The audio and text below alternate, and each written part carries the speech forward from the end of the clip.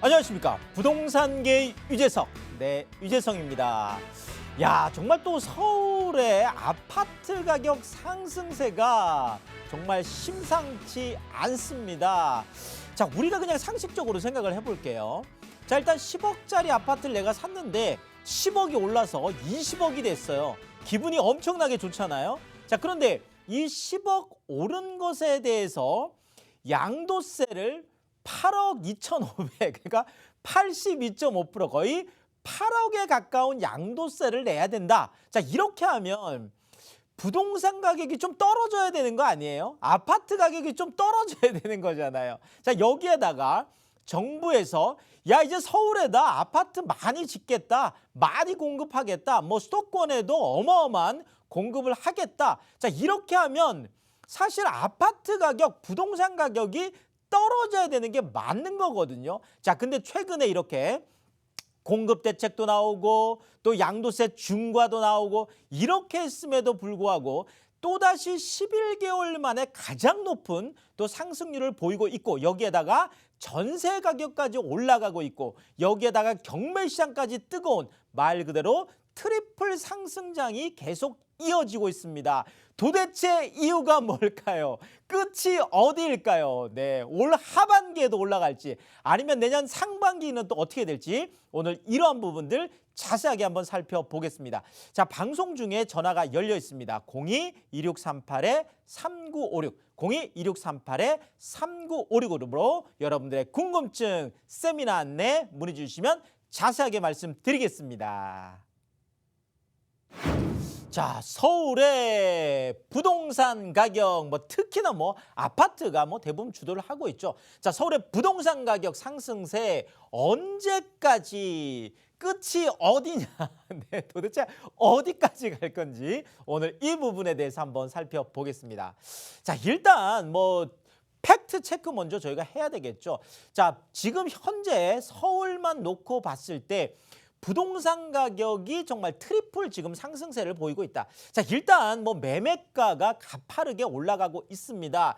실질적으로 이사 대책이 나오고 나서 매매가가 주춤했거든요. 주간 상승률로 봤을 때 거의 한 0.1%까지 갔던 것들이 0.00, 0.08%, 0.07 이렇게 쭉쭉쭉쭉 조정을 받았었어요. 자, 그러다가 최근 들어서 지금 5월 말, 지금 6월 들어서면서 다시 V자형으로 반등하는 모습을 보였는데, 그러면서도 약간의 조정이 있을 수도 있다라는 이야기들이 많이 있었거든요. 자, 그럼에도 불구하고 그런 조정에 대한 부담감들, 또 규제에 대한 부담감들, 또 공급 대책에 관한 그런 많은 영향들, 아니면 또 코로나로 인한 미시든 거시경제에 대한 부담감, 이런 금리 인상에 대한 부담감, 이 모든 부담감들을 뚫고 오히려 지금 가장 또 높은 상승률 0.11%라, 주간 상승률로 따지면 엄청난 거죠. 그래서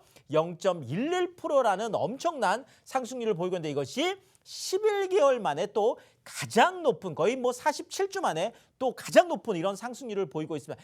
특히나 지금 서초 쪽이 지금 가장 뜨겁습니다. 지금 서초구 같은 경우에는 지금 특히나 반포 쪽에 이주 수요라든지 지금 이런 것들도 많이 있잖아요. 자, 이러다 보니까 지금 서초 같은 경우에는 거의 0.6%, 야, 주간 상승률이 0.6%가 넘어가는, 그러니까 서울 안에서도요, 평균 상승률이 한 0.1% 정도 된다라고 봤을 때, 지금 강남권 같은 경우에는, 특히나 서초 같은 경우에는 무려 0.6%라고 하는, 거의 6배, 평균 상승률보다도 6배가 높은 이런 엄청난 상승세를 보이고 있는 것들도 있다라는 거죠. 자, 전세 가격마저 또 들썩들썩하고 있습니다. 당연하죠. 매매가가 올라가면 전세가가 또 따라 올라가는 것이 또 일반적인 또 현상이기도 하고, 또 최근에는 정말 전세 매물이 씨가 마르는, 그러니까 안 움직이는 거예요. 그렇죠. 지금 더더구나 전월세 신고제까지 이제 임대차 3법이 완전히 완성이 됐기 때문에 전세가에 대한 부담들, 전세 매물이 사라지는 것들은 어쩔 수가 없겠죠. 다들 계약갱신 청구권을 행사해서 움직이지 않기 때문에 이것은 예견됐던 일이다, 이렇게 볼 수가 있겠습니다. 자, 그러다 보니까 전세 가격도 지금 0.06% 정도 상승을 했고, 자, 서초 같은 경우에는 지금 그렇죠. 이주 수요까지 겹치면서 매매가뿐만 아니라 전세가 같은 경우에도 0.26%. 그러니까 평균적으로 약 한 0.06이니까 0.26이라고 하면 거의 4배, 거의 5배 가까운 뭐 상승률을 보이고 있어서 매매가든 전세가든 지금 강남권을 중심으로 해서 엄청난 상승 랠리들을 하고 있다. 이렇게 말씀을 드리겠고요. 자, 이러다 보니까 당연히 경매 시장에서도 뜨거울 수밖에 없습니다. 그렇죠. 뭐 당연한 이야기가 되겠죠. 자, 아파트 경매 시장에서 낙찰가율이 무려 115.9%, 거의 뭐 그렇죠. 내가 그 뭐 제값보다 더 비싼 가격에 사는 거죠.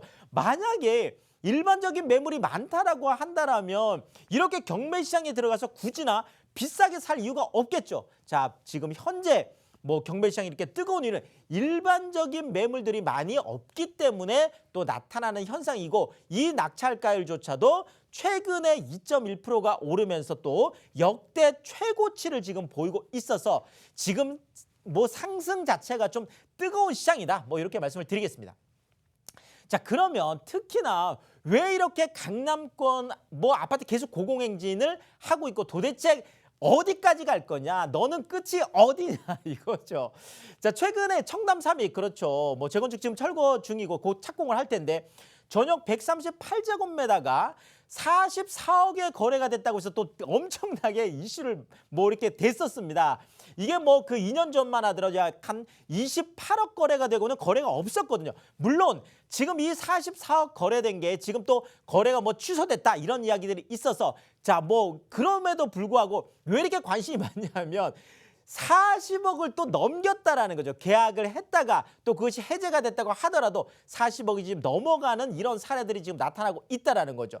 자, 그러면서 또 강남권 아파트 단지 속에서 알짜 요런 빌라 단지들까지 이제는 강남 같은 경우도 재건축뿐만 아니라 재개발 같은 요런 가로주택 정비 사업 같은 요런 쪽들도 지금 나타나고 있어서 뭐 다 같이 시너지를 지금 보이고 있는 이런 현상들이 나타나고 있죠. 자, 그러면 도대체 많은 분들이 어디가 끝이냐? 자, 아크로 리버파크가 평당 1억이 넘었다고 했을 때 다들 깜짝 놀랐잖아요. 자, 우리나라도 결국 평당 1억 시대가 넘어가냐? 이제 대부분 아파트들은 평당 뭐 강남은 거의 다 1억이 넘어가는 이런 뭐 새 아파트 기준했을 때 그렇죠. 자, 이런데 이게 지금 홍콩 같은 경우 최근에요. 지하 주차장 지금 한 칸이 무려 14억 5천에 거래가 됐다고 해서 지금 뭐 전 세계적으로 좀 떠들썩한 뉴스가 되고 있죠. 이게 지금 얼마 전에 한 10억 정도 거래가 됐던 건데 다시 또 올랐죠. 14억 5천이 되고, 더더구나 아파트 전용 324제곱미터 정도 되는 게 660억에 거래가 되는, 그러니까 평당 한 5, 6억이 넘어가는 이런 현상들이 나타나고, 우리나라에서도 그렇죠. 지금 뭐 그 배우 장동건, 고소영 이 청담 뭐 그 펜트하우스라는 여기 같은 경우에도 뭐 전용 물론 요거보다 조금 더 큽니다. 한 400제곱미터가 넘어가는 이제 거기인데 공시 가격이 163억이었잖아요. 우리나라에서 가장 비싼 아파트 한 채가 공시 가격이 163억. 그래서 거의 시가로 하면 뭐 200억 가까이 넘어가는, 자, 이런 것들이 나타나고 있어요. 제 우리나라도 이제 뭐 아파트 한 채가 100억, 200억 이런 시대가 이미 열렸고 계속 올라갈 것이기 때문에 현재 한 뭐 1억 평당 1억 한 2, 3천 정도 하는 것들이 나중에는 그거보다 훨씬 더 올라갈 수 있는 뭐 평당 2억 시대가 열릴 수도 있겠죠. 자, 어쨌든 강남 아파트의 고공행진 끝이 어딘지 알 수가 없더라, 이렇게 말씀을 드리겠습니다. 자, 그럼 이런 규제도 왜 올라가는 걸까요? 도대체 그러면 언제까지 올라가는 걸까요? 자, 양도소득세 중과 최대 82.5% 시대를 맞고 있습니다. 자, 그러다 보니까 많은 분들이 그렇죠. 자, 기존의 공급을 이거 완전 차단하는 효과가 있어요. 아니, 내가 지금 그냥 종부세 내면서 갖고 있으면 갖고 있었지 양도세를 82.5% 내면서까지 나는 못 팔아. 그렇죠. 그래서 매물 잠김 현상이 나타날 수밖에 없겠고, 자, 지금 정부가 과천 청사에 대한 공급 계획을 철회했습니다. 자, 그러면 지금 줄줄이 태릉이라든지 뭐 용산이라든지 지금 마포 쪽이라든지 지금까지 주민 반발이 있었던 곳은 또 철회할 가능성이 있거든요. 자, 그러면 신규 공급도 흔들한다는 거죠. 자, 기존 공급은 매물 잠김으로 나오지 않고 신규 공급도 제대로 이루어지지 않는다라면 결국은 매물 없는 부동산 시장, 당연히 가격이 올라갈 수밖에 없는, 희소성이 강조될 수밖에 없는 그런 시장이라는 거죠. 자, 그러면 매매 가격 상승세는 올 하반기뿐만 아니라 우리가 조금 길게 본다라면 내년 여름까지도 계속 올라갈 가능성이 크다. 이렇게 좀 전망을 하겠습니다. 야, 뭐 이 짧은 시간에 그렇죠. 뭐 다 제가 분석 드릴 수는 없고, 제가 세미나와 또 개인 뭐 상담을 마련을 하고 있습니다. 뭐 다들 투자에 대한 방향도 다르시니까, 특히나 제가 강남권을 중심으로 얘기를 많이 하고 있고, 그리고 또 중요한 건 강남에 엄청난 투자금 있는 분들만 들어올 수 있는 게 아니거든요. 소액으로 투자할 수 있는 이런 방법들을 제가 알려드리고 있습니다. 뭐 1억 미만도 좋고 1억 뭐 요 1, 2억 정도 되는 이런 걸 가지고 제가 101가지 비법이라는 이런 주제를 가지고 또 매주 목요일 날 마련을 하고 있고요.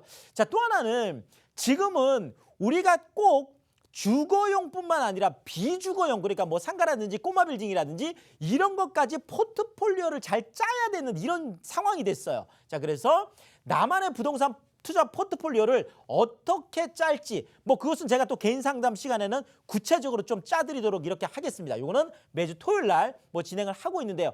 자, 뭐 또 많은 분들 오시다 보니까 꼭 그 전화를 하고 오셔야 되겠죠. 자, 02-2638-3956 방송이 끝나고도 전화가 열려 있습니다. 뭐 세미나도 무료고 뭐 상담도 무료로 진행이 되니까 편안하게 참석하시되 꼭 예약 전화를 하고 오셔야 되겠다. 그래서 방송이 끝나고도 전화가 열려 있으니까 02-2638-3956으로 예약 신청하시고 성공 투자에 도움 받으시면 좋겠습니다.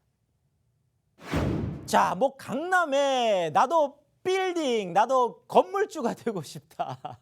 자, 하시는 분들 뭐 몇십억, 몇백억 꼭 이런 것이 아니라 내가 지금 사실은 한 그 2억 정도를 가지고 뭐 특히나 지금 서울권 안에서 이렇게 뭐 갭 투자하기도 어려워요. 또 갭 투자를 한다고 하더라도 주거용 같은 경우에는 내가 또 뭐 종부세에 대한 부담이라든지 뭐 양도세에 대한 2주택, 3주택자, 그래서 주택이 아닌 비주거 쪽으로 좀 투자를 하고 싶어 하는 분들이 많이 계셔서 제가 강남 대로변에 그것도 대형으로 들어오는 이런 쪽에 2억을 가지고 좀 투자할 수 있는 사례를 지금 말씀드리도록 하겠습니다. 자, 일단 강남이라고 하더라도 특히나 우리가 상가 같은 경우에는 상권 분석을 잘 해야 되겠죠. 그래서 이것이 주간 상권이냐 야간 상권이냐 이런 것도 우리가 봐야 될 것 같고요. 자, 여기가 주중 상권이냐 주말 상권이냐, 물론 주중하고 그다음에 또 뭐 주말 이것도 뭐 같이 좀 겹쳐지면 좋겠고, 그다음에 뭐 야간 주간 상권 다 겹쳐지면 좋겠죠. 자, 그러면서도 입지적으로 굉장히 우수해야 되거든요. 자, 그래서 일단은 강남대로 쪽에 그것도 지하철 어떤 이슈를 좀 따라갈 볼 필요가 있겠습니다. 자, 특히나 지금 신사역 쪽에서 노년역, 신노년역, 강남역. 자, 지금은 이쪽으로 가려면 버스밖에 없어요. 자, 근데 이쪽으로 지금 이어지는 신사역, 신노년역, 자, 신사역 3호선이죠. 자, 노년역 지금 7호선이죠. 자, 신노년역 뭐 부동산을 황금라인하고 9호선이죠. 자, 여기에다가 강남역 2호선. 자, 이것을 다 잇는 지금 신분당선이 지금 뭐 당장 지금 내년 개통이에요. 참, 이것이 개통되고 나면 이쪽 강남대로는 진짜로 정말 탄탄대로가 되겠죠. 강남권 안에서도 집중을 해봐야 될 것 같고요. 자, 여기에다 압구정, 반포, 한남. 자, 이쪽으로 한강변에 또 대규모 재건축 쪽이 또 이제 시동이 지금 이미 걸렸습니다. 자, 여기에다가 국제교류 복합지구라는 또 어마어마한 지금 메머드급 프로젝트가 지금 진행이 되고 있죠. 자, 여기에다가 경부고속도로 지하화 사업이라는 또 큰 대형 호재들이 지금 쏟아지고 있습니다. 자, 일단 제가 좀 지도를 보면서 좀 말씀을 드리겠습니다. 이 강남 쪽만 얘기를 하다 보면 이렇게 목이 잠겨요. 정말 너무 할 얘기가 많아가지고.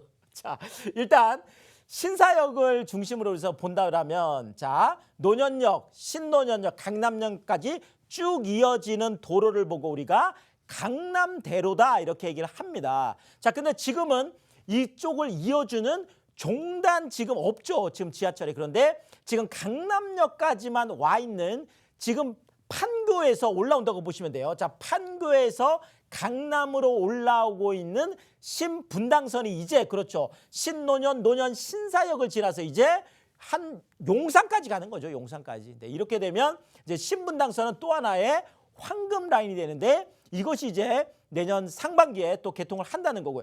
자, 한남 쪽에 뭐 재개발 뭐 완전히 잘 이루어지고 있죠. 자, 반포 쪽에 지금 재건축 어마어마하게 뜨겁습니다. 특히나 지금 레미안 뭐 원밸리 때문에 지금 뭐 로또 난리도 아닌 거죠, 여기가. 자, 압구정 쪽 같은 경우에도 지금 재건축 지금 들썩들썩 하고 있죠. 자, 여기에다가 국제교류 복합지구라 물론 용산의 국제 업무지구까지 있겠습니다. 자, 그러면 이런 거죠. 자, 신사역이 한강변 쪽에 있으면서 물론 여기 한남 IC가 있기 때문에 고속도로의 출발점도 되겠지만 지금 반포라든지 지금 한남 용산 쪽이라든지 압구정 쪽이라든지 이런 쪽에서 어마어마한 지금 고급 주거단지가 쏟아지면 이쪽으로 집중될 수밖에 없겠죠. 상권이. 여기에다가 국제교류 복합지구 같은 경우에도 이제 위례 신사선을 통해서 삼성역으로 또 연결이 되고 자 그러면서 이제 또 신분당선을 통해서 용산 국제업무지구까지 연결이 된다라면 업무와 이미 뭐 강남에 있는 뭐 테헤란로라든지 강남 업무지구는 더 말할 게 없겠고요. 자 그러면 이쪽이 큰 중심이 될 수가 있겠습니다. 자 3호선 신분당선 위례 신사선 트리플 역세권임에도 불구하고 도보 1분 거리라고 하면 정말 초초초 역세권이 되겠죠. 자, 강남대로 업무지구하고 가로수 상권 바로 있죠. 압구정 로데오 상권 있죠. 자, 이런 교차 상권 그러니까 뭐 야간 상권, 주간 상권, 주중 상권, 주말 상권을 다 아우를 수 있는 그런 또 상권이 되겠습니다. 그러면서도 강남 대로변에 790평. 자, 강남대로 쪽에 이런 거의 800평 가까운 땅이 여기에 또 어마어마한 그렇죠. 그럼 매머드급으로 들어오는 게 10년 만에 처음이에요.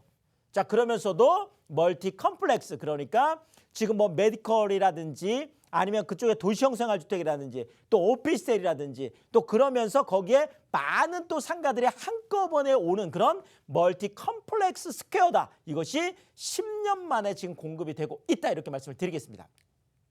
자 금액이 중요합니다. 자 강남 대로변에 지금 한 6억 5천 정도 하는데요.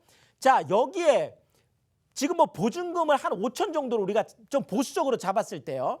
자 대출도 뭐 70%까지 가능하겠지만 일단 우리가 60%로 보수적으로 잡았을 때 한 4억 정도가 되겠죠. 3억 9천이니까. 자 그러면 6억 5천이 분양가 매매가인데 여기에서 보증금 5천 빼고 그다음에 대출 4억을 뺀다라면 실제로 2억이라고 하는 그렇죠. 물론 소액은 아니지만 뭐 강남 쪽에서 내가 2억 정도를 가지고 건물주가 되는 거 이거 쉽지 않은 일이거든요. 그래서 2억 정도를 가지고 투자할 수 있는 아주 좋은 기회다. 물론 월세인 경우에도 뭐 우리가 뭐 좀 높게 기대할 수가 있겠죠. 자, 또 하나 우리가 뭐 상가 쪽도 볼 수 있지만 또 어떤 분들은 아 내가 지금 투자금이 한 3천만 원 네. 나는 2억도 크다. 네. 한 3천만 원 정도로 강남에 나는 조그만한 거 하나라도 마련을 하고 싶다. 이렇게 하시는 물론 실거주 쪽을 생각하시는 분들도 마찬가지고요. 이런 분들이 이제 우리가 투자를 좀 생각해 볼 수 있는 게 요즘 이제 1인 가구들이 엄청나게 늘어나잖아요. 뭐 지금 10명 중에서 뭐 한 6명까지도 뭐 다 1, 2인 가구잖아요, 지금은. 자, 그래서 이런 1, 2인 가구를 위한 강남의 소형 주택을 우리가 또 투자 포인트로 또 잡아보는 것도 좋겠습니다. 그래서 이런 또 투자 사를 제가 좀 분석을 해드리면 자 똑같습니다. 자 상가든 소형 주택이든 어쨌든 입지가 중요합니다. 그래서 제가 신분당 라인을 또 한번 잡아드리도록 하겠습니다. 그래서 왜 신분당 라인이 중요하냐? 자 2호선, 3호선, 7호선, 9호선 그렇죠. 계속 강조를 드리죠. 자 강남의 종단 노선이 신분당선인데 이제는 신분당선이 더 중요하게 생겼다. 자 그래서 황금 라인 9호선하고 황금 라인 신분당선이 강남 한복판에서 만나는 곳이 어디일까요? 그게 바로 신노년역이다. 이렇게 말씀을 드리겠습니다. 자 일단 지도를 다시 아까 그 지도를 다시 한번 보면서 말씀을 드릴게요. 자 그러면 지금 이쪽이 신노년역이 되겠고 강남역에서 한정거장을 지금 바로 이제 올라오게 되는 거죠. 현재도 9호선 부동산의 황금 라인이 지나가고 있고, 자 이러면 여기는 지금 국제교류 복합지구라고 하는 봉은사역으로 지금 그대로 연결되는 그런 라인이 되겠죠. 이러면서 나중에 또 용산까지 이제 넘어가게 되는 이런 라인이 되는데, 자 그러면 지금 주거로 봤을 때는 신논현역 같은 경우에는 그렇죠. 지금 당장 여기에서 지금 2호선도 가까이 있고 7호선도 가까이 있겠지만 일단 9호선 급행이 다니는 9호선을 우리가 활용을 할 수 있고, 그러면서도 또 이제 신분당선까지 내년 상반기에 개통을 되면 뭐 강남역은 한정거장이요. 그렇죠. 나중에 용산까지, 판교도 마찬가지가 되겠죠. 뭐 판교도 지금 거의 뭐 한 2정거장이면 가게 되니까,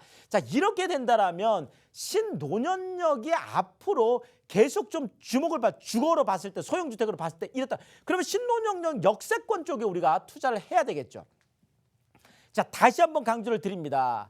황금 라인, 그렇죠. 황금 라인 9호선. 자, 황금 라인 신분당선. 자, 우리가 황금 라인과 황금 라인이 만나면 뭐라고 해야 될까요? 제가 그래서 다이아몬드 라인이다. 네, 그래서 뭐 정말 다이아몬드 역세권이라고 해도 될 정도의, 그렇죠. 정말 더블 역세권. 그것이 이제 신논현역이 된다라는 거죠. 자, 신논현역에서 도보권에 있는 그런 소형주택인데, 자 1인 가구들이 너무 좋아하는 게 바로 이런 구조죠. 방이 하나가 있어요. 내가 침실로 쓸 수 있는. 그러면서도 거실은 좀 분리되어 있었으면 좋겠다. 그렇죠.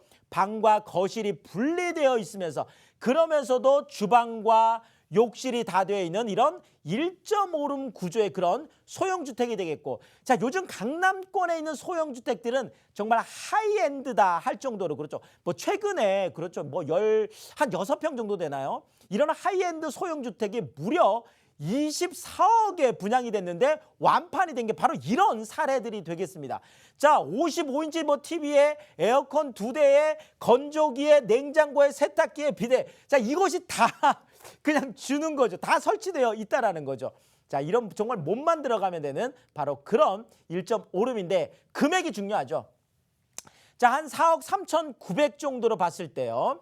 자 전세가 약 한 4억 1천만 원 정도 생각한다라면, 자 강남 한복판에, 그것도 9호선과 신분당선이 만나는 신논현역, 여기에 2,500만 원이라는, 뭐 크게 잡아도 3천만 원, 그러니까 3천만 원 안쪽에서 소액 투자가 가능하고, 월세인 경우에도 뭐 한 120에서 130까지 기대할 수 있으니까 높게 기대를 할 수가 있겠습니다. 자, 뭐 정부의 엄청난 대책, 또 정부의 엄청난 규제책에도 불구하고 계속 부동산 가격은 올라가고 있습니다. 정말 끝이 어디인지 모를 정도로 지금 특히나 이제 강남권 같은 경우에는 마찬가지가 되겠습니다. 그러다 보니까 뭐 서울 살고 계신 분들뿐만 아니라 뭐 경기나 뭐 인천, 뭐 수도권, 그리고 뭐 지방에 살고 계신 분들도 강남에 나도 조그마한 거 하나라도 좀 갖고 싶다, 뭐 이렇게 생각하시는 분들이 굉장히 많으십니다. 자, 혼자 고민해서는 방법을 찾기가 어렵습니다. 자, 이럴 때 뭐 세미나라든지 아니면 개인 상담 이렇게 활용해 보신다라면, 자, 좀 전문가의 도움을 받는 것을 제가 좀 추천을 드리도록 하겠습니다. 자, 저는 여러분들이 부동산 투자의 고수가 되는 그날까지 늘 최선을 다하겠습니다. 지금까지 부동산계의 유재성이었습니다. 고맙습니다.